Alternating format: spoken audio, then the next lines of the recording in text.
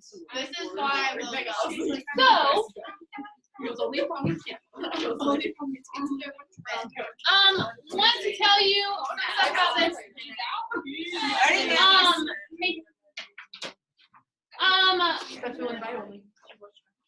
So I plan to finish talking about this today. Tomorrow and Friday, we're gonna watch some virtual classes, I think. I know that on Wednesday, we're gonna have some cattle in here to look at, like next Wednesday, a week from today. I'm working on trying to get hogs, sheep, and goats in here the rest of the week, so that we can look at some live.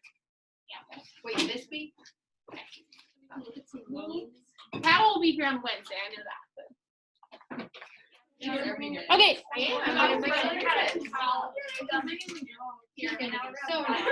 Yeah, what a full circle moment.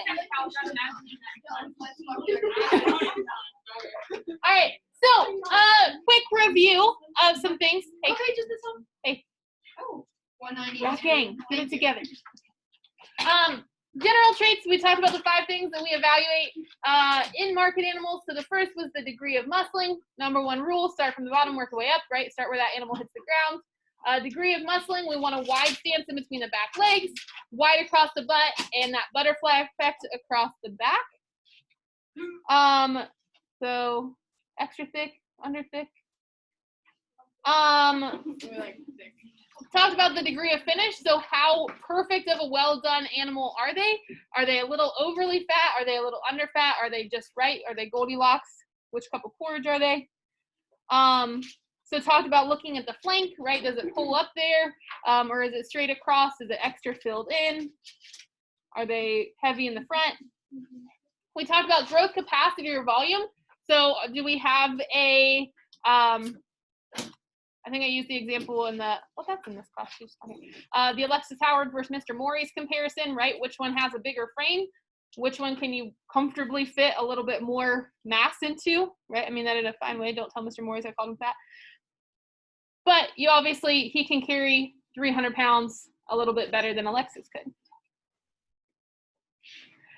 Depth of body, we also talked about was important. When we're growing these animals, our goal is to grow the frame and then the muscle and then the fat, right? So we're feeding them accordingly, that we're feeding them a lot of calcium and a lot of protein to get the vase, right? Then we're putting the marbles in, then we're filling in the cracks with the water. If we put the water in first without a vase, first of all, we're making a mess, right?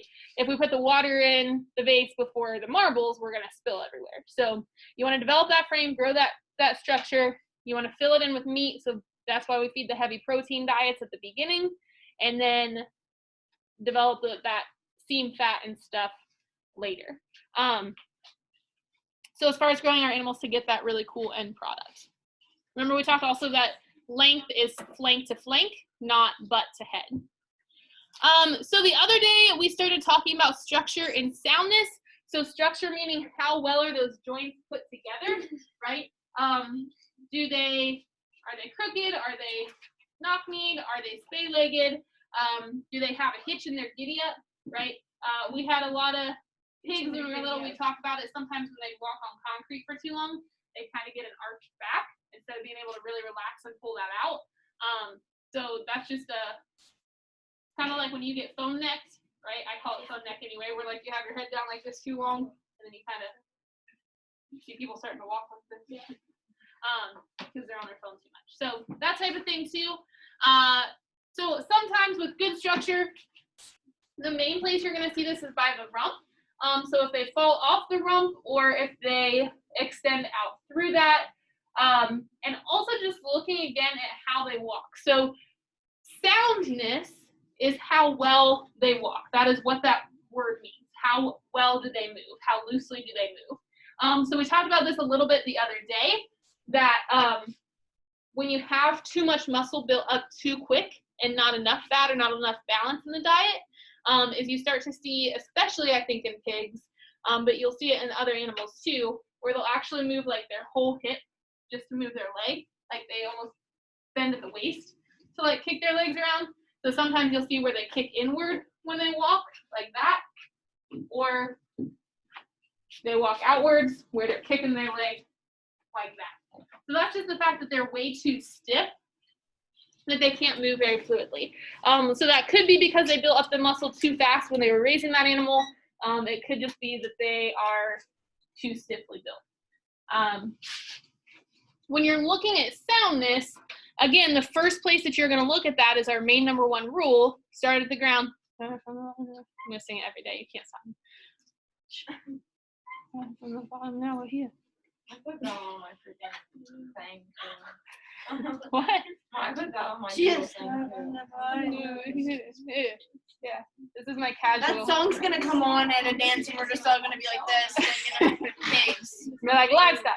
But as far as soundness goes, the first thing you're looking at is where that animal hits the ground, and that's particularly for soundness. So the key thing with soundness and structure is if an animal is not built right, or if an animal cannot walk, they cannot grow, right? If an animal can't stand up and move, it's not going to be able to grow and handle a whole lot more mass. So its feedability comes a lot from how well is it built and how well does it move. So you're going to look first at the feet and pasterns at the hocks, right? So kind of at the ankles and feet, how do they stand, right? Are they flat on their feet? Are they up too high? Are they well balanced? Are they walking heavier on one leg or the other? Are they kicking? And then looking at those knees, rumps, and the shoulders. Are they bending where they're supposed to, or are they real straight-legged? Monster mash. Okay. Also looking at this where you see the rump, sometimes if they have a weak top, it's going to sink down, kind of like horses look when they've been in the saddle for like if you look at like an old horse that's been in the saddle for a long time, their back kind of like sinks down. That's because of the saddle, that's not because of the horse itself. But if you see a cow or a goat or a pig or a sheep with that, you don't put saddles on those animals, right? In most normal cases, anyways, I don't know. Recommend for fun, like, Yeah, I do. ride a pig around. But Princess. princess has a saddle. But also a really short rump. So short meaning like here's the back of it and here's kind of the rump bone. Whereas on this one, that bone comes out, that muscle comes out a lot further. So a longer, more level rump that's straight here, like whereas you see this one, like, okay. And that straight top line is really huge, and a lot of, especially your cattle and your sheep, they reference the top line a lot. So having a straight top line there and not one that sinks down in. You with me?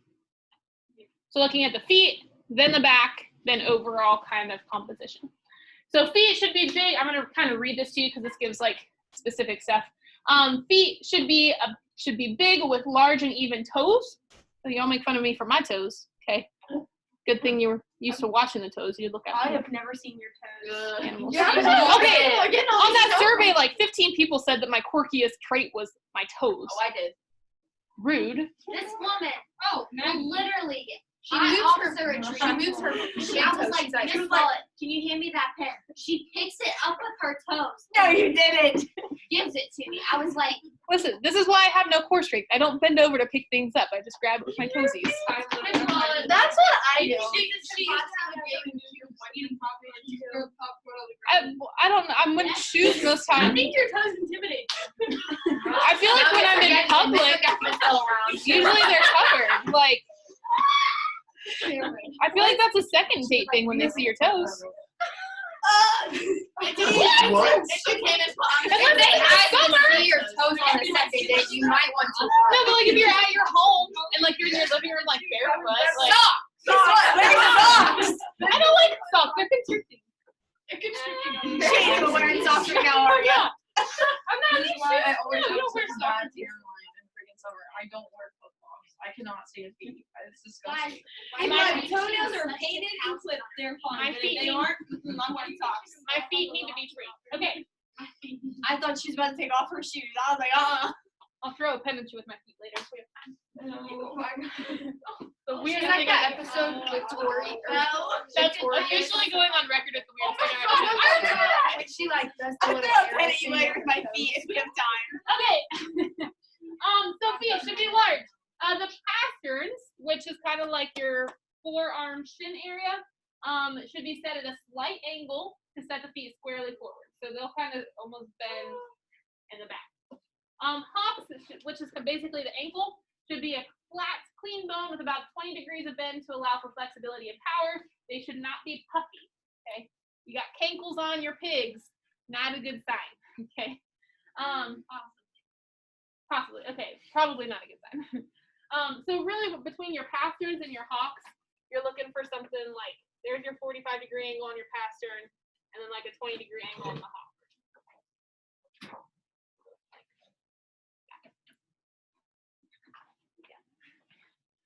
And you're not exactly like that, but you get it. Knees should be straight or slightly set backward to provide cushion and flex to the front end. Should not be overly buckled and should not be square with the body when viewed from the front. Should not go inward. So they should have a little bit, they shouldn't be like a direct square, right? The knee should be able to bend a little bit. So that's some structural or some technical stuff, but just to give you guys an idea of how much leg it is that you're looking at. So this guy sits back too far on his heels. So poor depth of heel, too much set on the pastern. So he's too upright here, and then, so he's like kind of walking on his tiptoes. And then this guy, you see how far he's rolled back? I can't really tell. Maybe if we hit the lights. These new eco-efficient lights I kind know. of, they hurt my eyeballs. So see how he's so much more square on that hoof, but also he's kind of like very straight. So he's too straight. There should be a little more bend than that. But you see how this guy kind of looks like a. Wait, re-impersonate that again. I don't know how to like describe it, but it's like he's too far back. So he's too far sitting back on his heels for what we're going for. So this guy has an out step. All right. So if you notice he kind of goes like this. This guy's walking up on his tippy toes. So that's not good. This is good feet for a pig.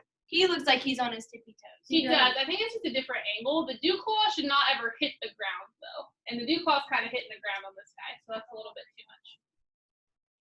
So there should be like this much space between the ground and the dew claw, but not like that much, because that one has a lot of space in between it. Yeah. Well, you see how much more his how less his knees and like his hock. There's hardly any like given a top where this one has a little bit more of a degree. Yeah. There. So that I think is part of the difference there too. But then this guy has the outstep. He's like that. He chunky. Chunky guy.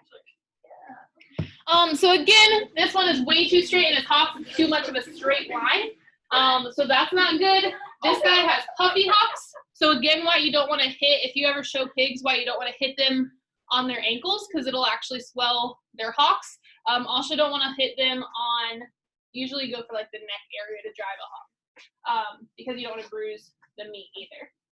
So again, this guy has good curvature through his muscles. So would that first picture kind of be like us locking our knees? Yeah. Like you don't want to do that. Yeah, looks like a ballerina. Yep. Hocks and knees, you're kind of looking for that natural bend. So even where this sheep is extended, you can still see a little bit of bend in their knee, right? So even when they're fully extended, they're not gonna like be totally straight. Dude, it smells like the little mine. I like the Like the square. right here. It's the plants. The vinegar. Miss Walt be drinking the vinegar. No. No. All right. So again, talking about structural unsoundness, because really this is kind of the baseline. You can't really do anything without this. Your rump should be average length and only slightly sloping. Shouldn't be that big drop off. Your shoulders should be really square set as well. And again, you want your shoulders to be in line with the hips. So a good animal is going to be even width in their shoulders as they are in their booty. Okay, so looking for that true hourglass figure. There too. So this is way too much of a drop off in the rump. It's like an old woman with an arched back. Yeah. This one has a little bit. No booty. So they're both juicy. Look at the But This girl has a dump So you don't want either of these both have pretty far drop off as far as the rump. And what that does is it just like it makes kind of like when you have an arched back, like it makes your other muscles hurt. Like when you're aligned well, your body carries itself better. That's So a good rump. this guy has a good rump design, and he's got a really fluid, like you see how his rear leg is hitting where his front leg just was. So that means he's walking square. He's like walking straight, or she's walking straight. And she's turning, so this is a great, like, makes her look a lot more rounded, but she's a lot more flat through her rump. Yeah.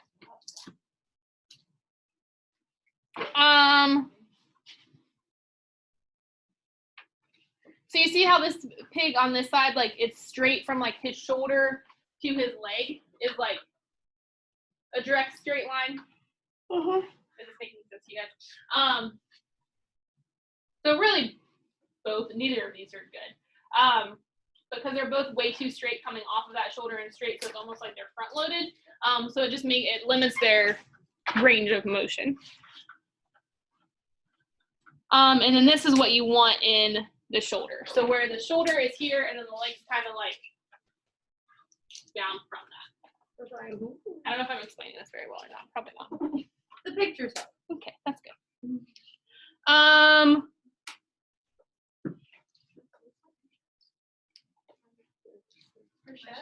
Our chefs.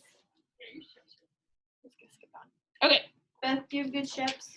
So the last two that we're going to look at, the last two things, so structure and soundness is the first thing we're going to look for. And that's really the first thing. If you're going to choose animals to feed out, or if you're choosing a show animal at like 50 pounds that you're going to grow out to be 200 pounds, you're going to want to look at their structure when they're little. So it's easy to say like, wow, that one has a lot of muscle, but if they have the structure to only hold as much muscle as they have when they're 50 pounds, they're not going to grow right for you. So really trying to find that when they're little, animals that have good structure, because you can feed in that muscle, right? So the last two things are kind of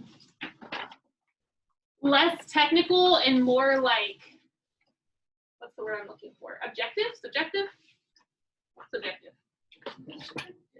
Kind of up to the judge's choice, really, at this point. But balance and style. So balance is a little more technical of the two, but it's having the correct portions of width, depth, and length. They should be equal and blend together.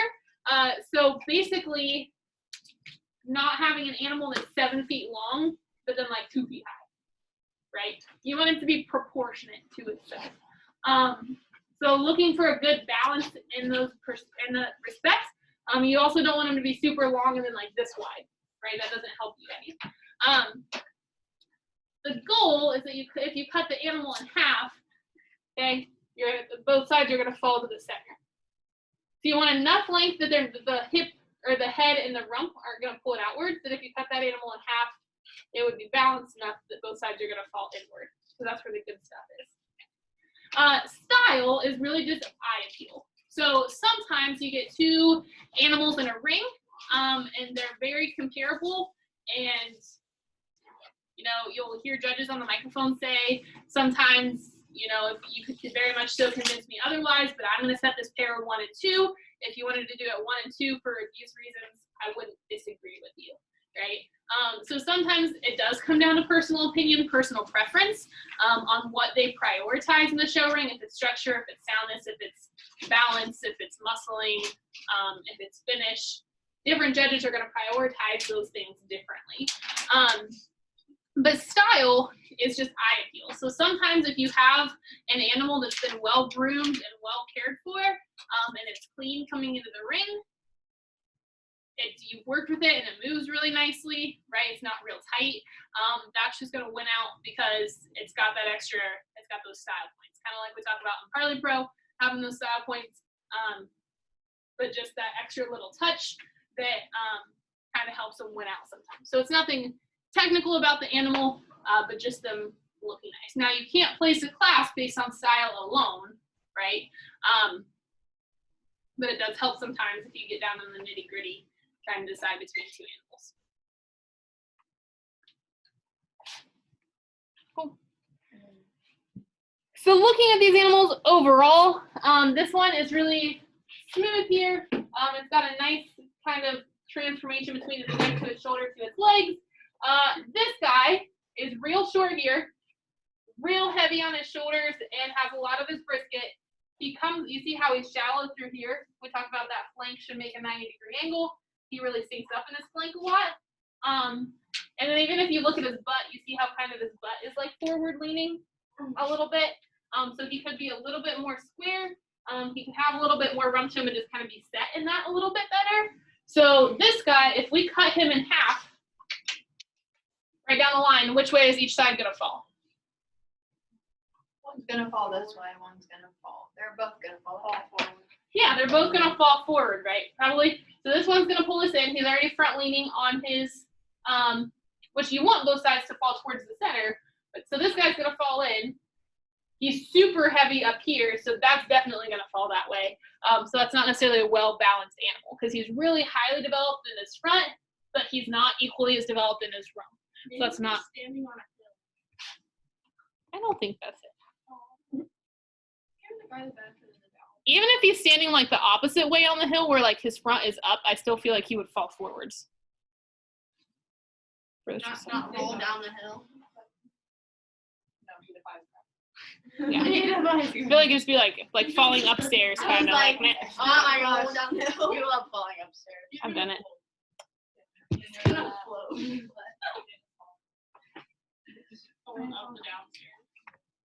Okay, so if we look at this guy right here, he's super shallow in his front. So he just doesn't have a lot to offer up here. He's smooth and like he just steps really forward to his neck. Like he just doesn't have a lot in his front. He's also super shallow in his tailhead and in his rump, so he doesn't have a lot of booty. This isn't a bad angle. Pigs kind of naturally have that angle. And he's smooth throughout his muscle. I would almost say he's a little over finished because he's a little overly smooth. And if you look in his flanks, you see how they kind of like, they're at a better angle than that last guy was, but they're also kind of like droopy. So I also would not call him necessarily super well balanced, but that is an over finished pig in my opinion. This guy's really firm through here. She could definitely build out some muscle a little bit more because you see how she kind of comes up. We talked about that with muscling, how they kind of come up in their ham instead of being a little bit fuller. And she kind of, if you look at her belly, what you can see, she kind of comes up this way too. So she's a clean pig, but she's definitely underfinished. Like she needs to grow a little bit more. What questions do you guys have about livestock judging? Or what you're looking for in an animal? Have any questions? Nope, not really. Pretty self-explanatory after you explain it. Okay, so tomorrow and Friday this week, we're gonna watch some video classes. So we're gonna be getting on and watching some virtual classes, and we're gonna kind of talk through looking at those animals applying these principles. And then, like I said, next week the goal is to have some live animals in here for you guys to look at.